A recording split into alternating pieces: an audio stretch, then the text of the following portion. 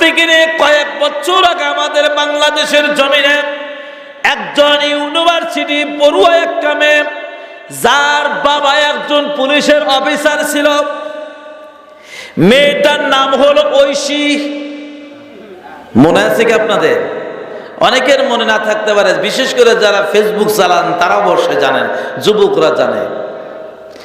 এই ঐশী মেয়েটা এমন ভাবে নেশাগ্রস্ত হয়েছিল, হিরোইন থেকে শুরু করে ইয়াবা, বাবা, গাঞ্জা, মদ, ফেন্সিডিল, সব ধরনের নেশাদ্রব্য নিয়ে প্রাণ করত।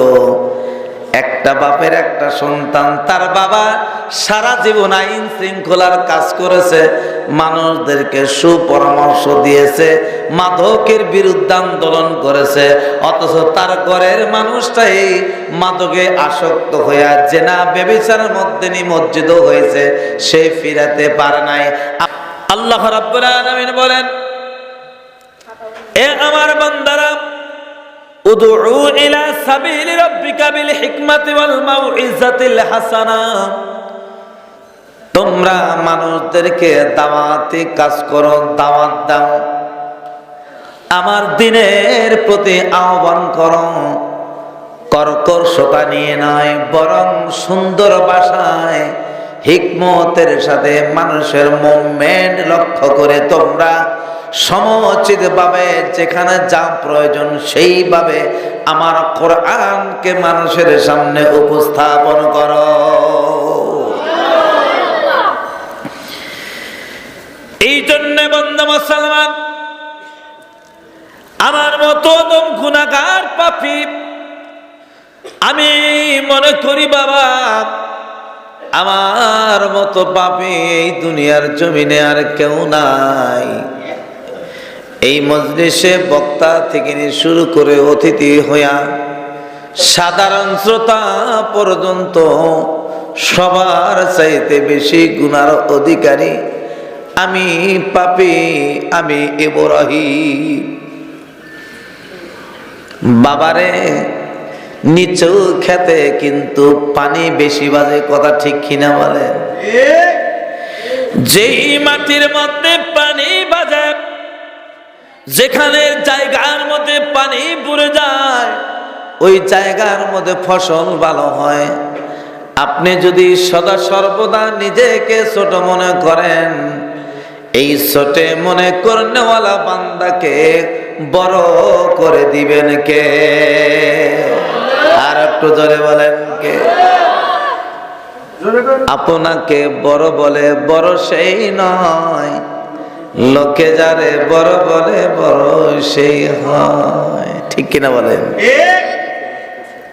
আপনি যখন মানুষের সাথে কথা বলবেন, মানুষের মুভমেন্টটা লক্ষ্য করবেন। আপনি এক জায়গায় চলে গিয়েছেন, একটা চা স্টলে বসিয়া 10-12 জন মানুষ আলোচনা করতেছে, চা খাচ্ছে। সেইখানে যে আপনি কি করবেন? সর্বপ্রথম আপনার দায়িত্ব হলো, আপনি যদি দিনের দাওয়াতের কাজ করেন, আপনার দায়িত্ব হলো আপনি প্রথমে গিয়ে এখানে সালাম দেন। সালাম দিবেন, আপনাকে জায়গা করে দিবে, আপনি বসবেন। প্রয়োজনে আপনার পকেট থেকে 10টি টাকা খরচ করে সবাইকে চা খাওয়ানোর জন্য আদর করবেন। এমনও হতে পারে ভাই, আপনি 10 জন মানুষকে একটা করে চা খাওয়ানোর জন্য যখন আপনি ইনভাইট করবেন, দাওয়াত দিবেন, হতে পারে আপনাকে তারা খাওয়ায় দিবে। ঠিক কিনা? আপনি যদি আপনার পকেট থেকে 10-20টা টাকা খরচ করিয়া 10 জন মানুষের মধ্যে দেখবেন যেই মানুষটা এলাকার মধ্যে হত দরিদ্র, যেই মানুষটাকে মানুষে তেমন পছন্দ করে না, তেমন মূল্যায়ন করে না, সমাজের চোখে নিগৃহীত ধরনের মানুষ, ওই লোকটাকে আপনি ভালো করে আদর করেন।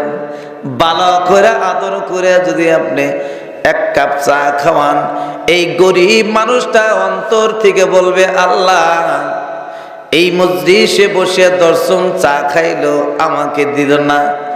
এই আব্দুল কাদের সাহেব, এই সভাপতি জনাব রেজাউল করিম সাহেব, আমার মতো অদম গুনাহগার, আমার মতো একজন গরিব মানুষ, নিগৃহীত মানুষকে আমাকে এক কাপ চা খাওয়াইলো। আল্লাহ গরিব বলে আমাকে ঘৃণা করলো না। রব্বুল আলামিন কি দোয়া করব, আল্লাহ তোমার এই বান্দাকে তুমি এর বিনিময় দান করে দিও। এজন্যে আল্লাহ রাব্বুল আলামিন ডাকতে বলেন, এ আমার বান্দারা, তোমরা যখন মানুষের মজলিসে প্রবেশ করবা, আমি আল্লাহ রাব্বুল আলামিন আমার কালাম তাদের সম্মুখে উপস্থাপন করার চেষ্টা করবা। সর্বপ্রথম আগে তাদের মুভমেন্টটা খেয়াল করো, তারপরে পারিবারিক সম্পর্কে তাকে জিজ্ঞেস করো, কুশল বিনিময় করো, ভালো মন্দ জিজ্ঞেস করার পরে তার মনটাকে চাঙ্গা করিয়া বলো, বাইরে আজকে ফজরের নামাজটি পড়েছেন কিনা। লোকটা যদি না পড়ে থাকে আপনাকে অবশ্যই সত্য কথা বলবে। কি গো ভাই, বলবে না যে হুজুর, চাচা, ভাই আসলে পড়তে পারি নাই। তখন আপনি তার এই দুর্বল পয়েন্টটা পাইলেন। এই দুর্বল পয়েন্টটা দূরে যদি বলেন, ভাই আপনি দয়া করে বলুন, নামাজ এই পৃথিবীর কোন মানুষের হুকুম নাকি আমার আরশে আজিমের মালিকের হুকুম? সম্মানিত হাজিরিন, এইভাবে আমি আপনাদের সম্মুখে পবিত্র কুরআনুল কারীম থেকে ছোট্ট দুটি আয়াতে কারিমা তেলাওয়াত করেছি। জানি না বাবা, আমার এই পবিত্র কোরআনের আয়াত থেকে আপনাদেরকে কিছু কথা বলতে পারবো কিনা। তবে যদি আপনারা আমার জন্য মনে মনে দোয়া করেন, আমার মা বোনেরাও যদি ভিতর থেকে দোয়া করে, হয়তো কোরআনের আয়াত থেকে কিছু কথা বলার চেষ্টা করব। আমি আপনাদের সকলের পায়ে ধরে অনুরোধ করি, বাবা দয়া করিয়া আপনারা আমার জন্য দোয়া করবেন। আমার আল্লাহর কোরআন নিয়ে যেন আমি অদম গুনাহগার কবর পর্যন্ত পৌঁছে যেতে পারি।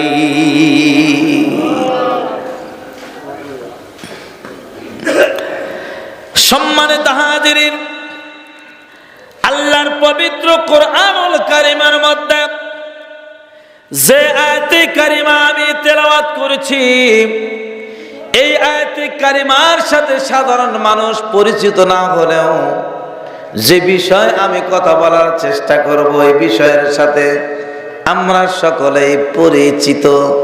আপনারা বলুন বাবা, মিথ্যা বলার দরকার নাই। আপনারা বলুন, নেশা দ্রব্য পান করা হালাল নাকি হারাম? যারা কথা বলে নাই তাদের কাছে মনে হয় আরাম। আপনারা বলুন, মদ খাওয়া, নেশা করা হালাল নাকি হারাম? হারাম। সম্মানিত হাজিরিন, আমি আজকের এই মাহফিলের মধ্যে আমার শ্রদ্ধাভাজন বড় ভাই, আপনাদের সাবেক মহব্বতের মানুষ, সাবেক ইমাম সাহেব, আমার শ্রদ্ধাভাজন বড় ভাই মাওলানা কামরুল হাসান সিদ্দিকী মাদ্দাজিল্লুহুল আলী, উনি আলোচনা করবেন বিভিন্ন দিকে। আমি আজকে একটা সম্পর্কে আলোচনা করব। আমার অনুরোধ বাবা, আমার আলোচনাগুলা সম্পূর্ণ শোনার জন্য আমি আপনাকে পায়ে ধরে অনুরোধ করি। আপনারা রাজি আছেন? ইনশাআল্লাহ বলেন, থাকবেন তো? আমার আলোচনা আপনি অল্প শুনে আপনি বিদায় নেবেন না, আমার অনুরোধ। লিল্লাহি তাকবীর, আল্লাহু আকবার, নারায়ে তাকবীর, আল্লাহু আকবার। মুর্শিদ আলম দুলাল সাবেক চেয়ারম্যান সাহেবের আগমন মসজিদ কমিটির পক্ষ থেকে, বাজার কমিটির পক্ষ থেকে, মাহফিলের পক্ষ থেকে লিল্লাহি তাকবীর, নারায়ে তাকবীর। সকলে বলেন আলহামদুলিল্লাহ। একটু জিকির করুন লা ইলাহা ইল্লাল্লাহ। দাদু ভাই কেমন আছেন? দাদি গুনে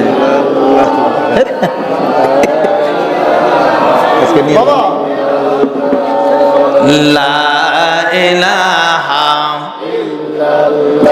জোরে লা ইলাহা লা ইলাহা ইল্লাল্লাহ মুহাম্মাদুর রাসূলুল্লাহ। সকলে বলেন সাল্লাল্লাহু আলাইহি ওয়াসাল্লাম। ভাই ও বাবাজিরা, আমি কি আপনাদেরকে বিরক্ত করছি? আমি এইভাবে কিছু সময় কথা বললে আপনারা শুনবেন ইনশাআল্লাহ। বলেন আল্লাহ তাআলা যেন আমাদের সকলকে আমের পর্যন্ত নয় বরং আখিরি মোনাজাত পর্যন্ত এই মজলিসে বসে থাকার তৌফিক দান করেন। সবাই বলেন আমিন। সম্মানিত হাজিরিন, আমি আপনাদের সম্মুখে আমার আয়াত তেলাওয়াতকৃত আয়াত কথা বলার আগে বন্ধু, আমি আপনাদেরকে একটা কথা বলতে চাই। বাবারে, এই হারাম বস্তু এই সম্পর্কে আমাদের কথা বলা প্রয়োজন। কেননা যেই মানুষটা নেশা করে ভাই, একটা পরিবারের মধ্যে যদি একজন মানুষ নেশাখোর হয়, ওই পরিবারটা একেবারে ধ্বংসের দ্বার প্রান্তে চলে যায়। ঠিক কিনা বলেন? এই জন্য বন্ধু, আমরা অনেক সময় শুধু নামাজ রোজার ওয়াজই করে গেলাম, নামাজ রোজার ওয়াজ করে গেলাম, আর প্রতিষ্ঠানে এসে দান খয়রাতের ওয়াজ করলাম, কিন্তু আসলে আমাদের সামাজিকভাবে কি করণীয়, কি বর্জনীয়, কি করণীয়, কি আবশ্যকীয়, কি আবশ্যকীয় এ সম্পর্কে আমাদের ধারণা একেবারে কমে গেছে। বন্ধুর এই জন্য প্রতিষ্ঠানের মাহফিলে বিস্তারিত আলোচনা করা যায় না। তবে যদি কোনো প্রকার বাড়ির মাহফিল হয় আর সেখানে যদি সাউন্ড সিস্টেম এবং আয়োজন ভালো থাকে, ওই জায়গায় মনের তৃপ্তি সহকারে আলোচনা করা যায়। ঠিক কিনা বলেন? সেখানে টাকা পয়সার কোনো বালাই থাকে না, দানের কোনো হিসাব থাকে না, দানের কোনো হিসাব কিতাব থাকে না। বন্ধু মুসলমান, আজকের মাহফিলে আমি আপনাদের সম্মুখে যতটুকু সময় আলোচনা করব, এই নেশা সম্পর্কে কিছু কথা বলার চেষ্টা করব। আপনারা আমার জন্য দোয়া করবেন, আমিও আপনাদের জন্য দোয়া করব। যদি আমাদের ভিতরে এই ধরনের বদঅভ্যাস থেকে থাকে, আমার আল্লাহ তাআলা যেন এখান থেকে ফিরে আসার তৌফিক দান করেন। সবাই বলেন আল্লাহুম্মা আমিন। এ বন্ধু মুসলমান, আজ থেকে কয়েক বছর আগে আমাদের বাংলাদেশের জমিনে একজন ইউনিভার্সিটি পড়ুয়া একটা মেয়ে, যার বাবা একজন পুলিশের অফিসার ছিল, মেয়েটার নাম হলো ঐশী। মনে আছে কি আপনাদের? অনেকের মনে না থাকতে পারে, বিশেষ করে যারা ফেসবুক চালান তারা অবশ্যই জানেন, যুবকরা জানে। এই ঐশী মেয়েটা এমন ভাবে নেশাগ্রস্ত হয়েছিল, হিরোইন থেকে শুরু করে ইয়াবা, বাবা, গাঞ্জা, মদ, ফেন্সিডিল, সব ধরনের নেশাদ্রব্য নিয়ে প্রাণ করত। একটা বাপের একটা সন্তান, তার বাবা সারা জীবন আইন শৃঙ্খলার কাজ করেছে, মানুষদেরকে সুপরামর্শ দিয়েছে, মাদকের বিরুদ্ধে আন্দোলন করেছে, অথচ তার ঘরের মানুষটাই মাদকে আসক্ত হয়ে জেনা ব্যভিচারের মধ্যে নিমজ্জিত হয়েছে, সে ফিরাতে পারে নাই। আপনারাই বলেন হেদায়েতের মালিক কে? আর একটু জোরে বলতে হবে কে? আল্লাহ রাব্বুল আলামিন কোরআনে হাকীমের মধ্যে বলেছেন, ইয়া আইয়ুহাল্লাযীনা আমানু কু আনফুসাকুম ওয়া আহলিকুম নারা। আল্লাহ রাব্বুল আলামিন ডাকতে বলেন, হে আমার ঈমানদার বান্দারা, হে আমার মুমিন বান্দারা, তোমরা নিজেকে জাহান্নামের আগুন থেকে বাঁচাও, আর তোমার পরিবার পরিজন, আহলে বায়াত, দেশবাসী, প্রতিবেশী সকলকে জাহান্নামের আগুন থেকে বাঁচানোর চেষ্টা করো। সুবহানাল্লাহ বলে। মানুষদেরকে সুপরামর্শ দেওয়ার হুকুম দিয়েছেন কে? সম্মানিত বন্ধু মুসলমান, আল্লাহর পয়গম্বর নবী মুহাম্মদ মুহাম্মাদুর রাসূলুল্লাহ সাল্লাল্লাহু আলাইহি ওয়াসাল্লাম মক্কার জমিন থেকে যখন মদিনায় চলে আসলেন, বন্ধুর একটু দিল দ্বারা কথা শোনার চেষ্টা করবেন। এই যে নেশা দ্রব্য, মদ, নেশা, জুয়া, এই সমস্ত খারাপ কাজ, এই কাজ থেকে পরিহার করার জন্য আমার আল্লাহ 3 ধাপে কোরআনের আয়াত নাজিল করেছেন। জোরে বলেন, কয় ধাপে? 3 ধাপে কোরআনের আয়াত নাজিল করেছে। আমি একটা একটা করে বলবো, আপনারা কি শুনবেন কিনা? ইনশাআল্লাহ শুনবেন তো। 1 নাম্বার, আল্লাহ রাব্বুল আলামিন পবিত্র কোরআনুল কারীমের সূরাতুল বাকারায় আল্লাহ রাব্বুল আলামিন বলেন 219 নম্বর আয়াত। সম্মানিত হাজিরিন, সেই সময় ওই মদিনার ভৌগোলিক অবস্থান এমন ছিল, ভালো মানুষ, খারাপ মানুষ সবাই মদ পান করত, শরাব পান করত। অবশ্য এখন বর্তমান যুগে মদের বিভিন্ন ধরনের নাম আমরা মানুষেরা দিয়ে নিয়েছি। জোরে কোন ঠিক কিনা? এই ব্যাপারেও হাদিস এসেছে। নবীজি বলেন, আমার উম্মতের মধ্যে এক ধরনের মানুষ হবে, মদের বিভিন্ন ধরনের নাম দিয়ে তারা ভক্ষণ করবে, পরিবেশন করবে, বিক্রি করবে, প্রস্তুত করবে, বহন করবে। আমার আল্লাহ রাব্বুল আলামিনের পয়গম্বর বলেন, তারা সকলে জান্নাতের ঘ্রাণ পর্যন্ত পাবে না। জোরে বলা যায় কি নাউজুবিল্লাহ? আবার আমাদের দেশে এক ধরনের মানুষ আছে, তারা বলে খায়া হজম করতে পারে খুব ভালো, বলে কিনা বলে? বন্ধু মুসলমান, আমি একটা একটা করে বলবো। একজন মানুষের ভিতরে যদি একটা খারাপ অভ্যাস থাকে, এই অভ্যাসটাকে পরিবর্তন করার জন্য একটু সময় নেওয়ার প্রয়োজন। এই জন্য বন্ধু, মদিনার জমিনে মানুষগুলো এমন ভাবে মদের প্রতি আসক্ত হয়ে গিয়েছিল, মদটাকে তারা কখনো কোনো প্রকার অন্যায় কাজ, খারাপ কাজ মনে করত না, কোনো প্রকার খারাপ মনে করত না।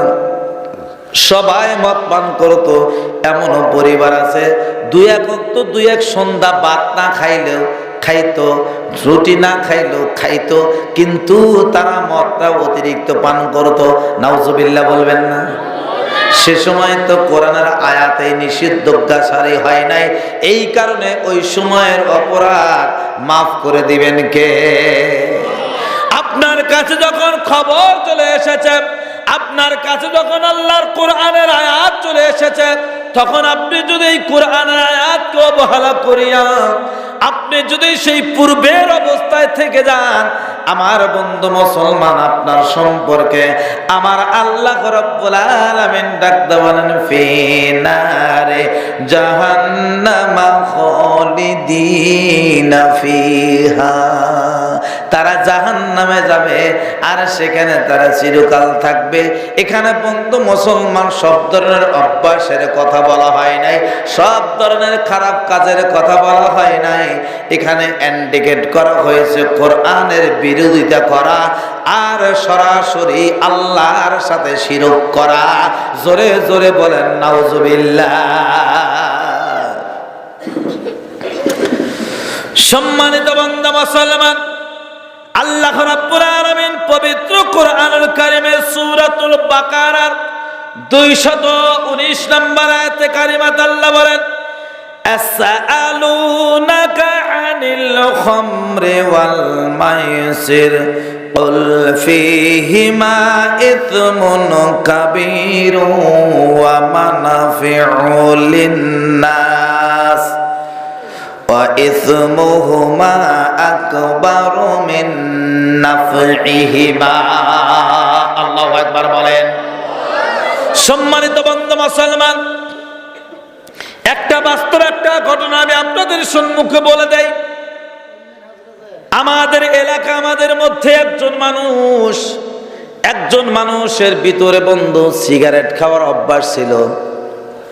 উনি একজন তখন দোকানদারি করতেন। এই লোকটার দোকানে বসে আমরা চা পান করতাম। আমরা কয়েকজন হুজুর মিলিয়া, নামাজি মিলিয়া লোকটাকে একদিন বললাম, আমাদের মধ্যে একজন বৃদ্ধ মানুষ ছিল, বুড়া মানুষ, লোকটা দুনিয়া থেকে বিদায় নিয়েছে, আল্লাহ তাআলা তাকে জান্নাত দান করুন, সবাই বলেন আমিন। লোকটাকে বললাম, দাদু আপনি একটা দায়িত্ব নেন, যেহেতু আপনি মুরব্বী মানুষ। ওই লোকটার দোকানদার নাম বলতাম, ইনি আমাদের সাথে নামাজ পড়ে, চাপায় দাড়িও রাখছে, সুন্দর লেবাস পরে, মাথায় টুপি দেয়, সব সময় পাঞ্জাবি পায়জামা পরে থাকে। এই লোকটা সিগারেট খায় আর আমরা তার সামনে বসে থাকি, এটা কেমন দেখা যায়? খারাপ দেখা যায় না? তখন এই বুড়া মানুষটা বলল, মৌলানা ঠিক আছে, আপনি বলছেন যখন আমি বলবো। ফজরের নামাজ পড়ে লোকটার দোকানে আমরা বসেছি, উনি আমাদেরকে চা বানিয়ে দিয়েছে, চা আমরা পান করতেছি। ইন দ্য মেন টাইমের ভিতরে সিগারেটের প্যাকেট বের করছে। এই বুড়া মানুষটা শুধু বলছে, ভাই আপনি লেবাসে আপনাকে হুজুরের মতোই দেখা যায়, আপনার সাথে আমাদের মহাব্বত, আপনি 5 ওয়াক্ত নামাজ পড়েন, আমরাও 5 ওয়াক্ত নামাজ পড়ি, আপনি যে জিনিসটা খান এই জিনিসটা একেবারে বেমানান দেখা যায়। এ বন্ধু, হেদায়েতের মালিক কে জোরে বলে? আল্লাহ রাব্বুল আলামিনের বান্দা, আল্লাহকে সাক্ষী রেখে বলি রে ভাই, এই লোকটা সবেমাত্র একটা সিগারেট বের করেছে। যখন আমাদের এই বয়োজ্যেষ্ঠ মুরব্বী লোকটা তাকে এই আহ্বান জানাইলেন, জানানোর সাথে সাথে ওই সিগারেটটা প্যাকেটের মধ্যে ভরিয়ে সরাসরি ডিল দিয়ে ফেলে দিলেন মাটিতে, বলে দিলেন ইনশাল্লাহ আজ থেকে সিগারেট খাওয়া বন্ধ করে দিলাম, আজও গেছে কালো গেছে, আর এ জীবনে কোনোদিনও আর সিগারেটে হাত দিয়ে ধরে না। আর একটু জোরে বলে। এই রকম এরাদা সকলেই কিন্তু করতে পারে না, জোরে বলেন পারবে কি? সবাই পারে না। লোকটা এখনো দুনিয়ার জমিনে বেঁচে আছে, আমাদের এলাকার মুরব্বী মানুষ। এই লোকটা একেবারে ছেড়ে দিয়েছে বন্ধু মুসলমান, কিন্তু আমাদের মধ্যে অধিকাংশ মানুষগুলা নেশাকে আস্তে আস্তে ছেড়ে দেওয়ার চেষ্টা করবে, এটাই হলো আহ্বান। আমার আল্লাহ পবিত্র কোরআনের হাকিমের মধ্যে যে আয়াতে কারিমা এখন আমি তেলাওয়াত করলাম, এ বন্ধু মুসলমান, আল্লাহর পয়গম্বর সরকার দু আলম সহ যারা সমুচিত সুন্দর চরিত্রের যে সমস্ত সাহাবীরা, একেবারে সম্মানিত সাহাবী, সাহাবীদের মধ্যে উচ্চন্দনের সাহাবী, এদের মধ্যে অধিকাংশ সাহাবীগুলা কোনোদিনও মদ খাইতো না। সুবহানাল্লাহ বলেন। এরা সব সময় চিন্তা ফিকির করত। আল্লাহর পয়গম্বরের কাছে কয়েকজন সাহাবী গিয়া নবীজিকে ডাকতে বলে, ইয়া রাসূলুল্লাহ, ইয়া হাবিবাল্লাহ, এই যে আমাদের দেশের মানুষগুলা মুসলমান সহ ইহুদি খ্রিস্টান যারা আছে, এই দেশের অধিকাংশ মানুষগুলা মদ পান করে, মদকে উল্টা পাল্টা পেশাল পারে, উল্টা পাল্টা কথা বলে। নবী গো, এ সম্পর্কে আল্লাহর কোনো নির্দেশনা আছে কিনা একটু দয়া করে আমাদেরকে জানাবেন। এ বন্ধুরে, এই কথা বলার পর আল্লাহর পবিত্র কোরআনুল কারীমের আয়াতে কারিমা নাজিল হয়ে আমার আল্লাহ নবীজিকে ডাকতে বলেন, ইয়াসআলুনাকা আনিল খামরি ওয়াল মাইসির। ও আল্লাহর পয়গম্বর, আমার আল্লাহ তাআলা বলেন যে হাবিব আমার বন্ধু, তারা তোমার কাছে মদ সম্পর্কে, এই হারাম বস্তু সম্পর্কে, মদ ও জুয়া সম্পর্কে জিজ্ঞেস করে, তুমি তাদেরকে বলে দাও এতে রয়েছে মহাপাপ এবং ইহার মধ্যে কিছু উপকারিতাও আছে। কি আছে? উপকারিতাও আছে। এটা মহাপাপ, উপকারিতাও আছে। এখন এই আয়াত কইরা, এই আয়াত শুই নাই, আপনি চলে যান, যায় বলবেন যে ইব্রাহিম হুজুর বইলা গেছে, উনি একজন মুফতি মানুষ, বইলা গেছে যে মদ খাইলে কিছু উপকারও আছে, পাপ বড় ঠিক আছে, কিন্তু কিছু উপকারও আছে, সুতরাং খাওয়া যাবে। এটা কি হবে? আমি বলছি না যে ধাপে ধাপে 3 ধাপে কোরআনের আয়াত নাজিল হয়েছে, এই 3 ধাপে কোরআনের আয়াতটা নাজিল হয়েছে, এটা আপনারা শুনবেন না? সকলে শুনবেন তো ইনশাল্লাহ? নাকি আবার রাগ করলেন যে হুজুরের কোনো সাবজেক্ট পেলে না? ইউসুফ জুলেখার কাহিনী বললেই তো কত সুন্দর লাগতো, তার মধ্যে উনি মদ সম্পর্কে আলোচনা করা শুরু করে দিয়েছে। বাইরে সারা জীবনে তো আমরা শুনবো, ইউসুফ জুলেখার কাহিনী শুনবো, বিভিন্ন ধরনের কাহিনী শুনবো, সারা জীবনে এক ধরনের অশুনলে তো চলবে না, কিছু তো আমাদের সামাজিকতারও প্রয়োজন আছে। কি আছে না? আজকে আমাদের ইসলামিক ফাউন্ডেশনে আমাদের একটা সংবর্ধনা অনুষ্ঠান ছিল, প্রশিক্ষণপ্রাপ্ত ইমামদের একটা সম্মেলন ছিল। আপনাদের মসজিদের ইমাম শাহ আব্দুল কাদের ভাইও গিয়েছিল, আমি সেখানে ছিলাম। আমাদের বর্তমান টাঙ্গাইল ডিস্ট্রিক্ট কালেক্টর ডিসি মহোদয়, উনি একজন মেয়ে মানুষ, মহিলা মানুষ, উনি কোরআনের হাদিসের থেকে আলোচনা করে আমাদেরকে বুঝাইছে। আলহামদুলিল্লাহ বলেন। উনি সুন্দর সুন্দর হাদিসের উদ্ধৃতি দিয়ে কথাগুলো বলছে, খুব ভালো লাগছে। এর মধ্যে একটা বিষয় বলছে, সেটা হলো যে এই নেশাদ্রব্য সম্পর্কে সজাগ মানুষদেরকে সচেতনতামূলক আলোচনা করা এবং গুজবে কান না দেওয়া। আমাদের দেশের মানুষ কিন্তু গুজবে বড়ই পারদর্শী, জোরে কোন ঠিক কিনা? গুজবে পারদর্শী না? হ্যাঁ, টুস করে আইসা পড়তেছে। এ ধরনের গুজব আমাদের দেশে আছে কি ভাই? তো টুস করে এ পর্যন্ত তো আসলো না। জীবনে কোনোদিন দেখছেন, পৃথিবীর ইতিহাসে কোনো জায়গায় দেখছেন, কোনো রাষ্ট্রে দেখছেন যেই ফ্যাসিস্ট পালিয়ে বিদায় নেয়, সেই ফ্যাসিস্ট আবার ওই দেশে ফিরে আসছে? আপনারা স্বপ্ন দেখেন, যারা স্বপ্ন দেখার তারা স্বপ্ন দেখেন, জীবনেও আসবে না, ইনশাল্লাহ জীবনেও আসবে না। আর আসলি তো তার জন্য আয়নাঘর রয়ে গেছে, যেই আয়নাঘর তিনি নিজে সৃষ্টি করে রাখছে। ডন্ট মাইন্ড করলেন আপনারা?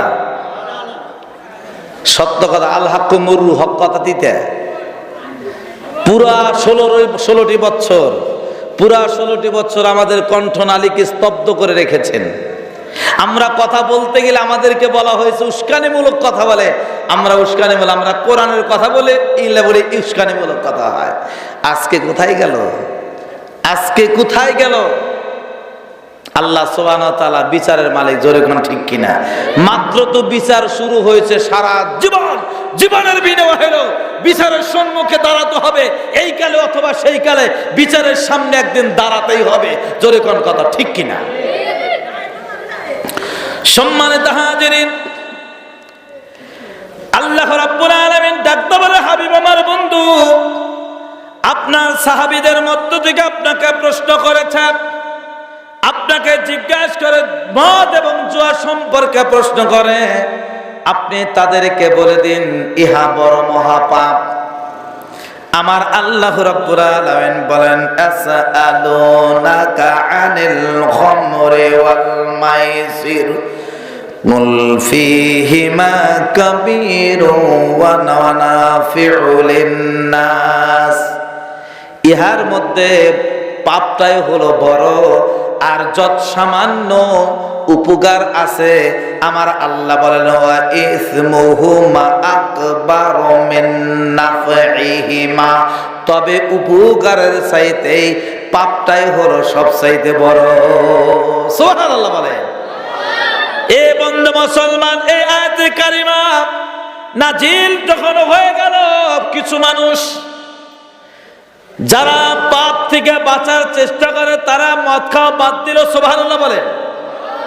ওই সময় মদের অর্ধেক প্রায় কমে গেল। কিন্তু কিছু মানুষ যারা বেশি নেশাগ্রস্ত হয়ে গিয়েছিল, এরা তখন বলে শুরু করলো, এটা পাপ, কিন্তু তো একেবারে তো পাপ না, এটা মানে খায় আর কি, খাবার চলে, কিছু চলে। বন্ধু মুসলমান, একদিন আল্লাহর পয়গম্বর একজন সাহাবীর বাড়িতে, খারাপ লাগতেছে কি? সাহাবীর বাড়িতে বন্ধু মুসলমান একদিন মাগরিবের নামাজ আদায় করবেন।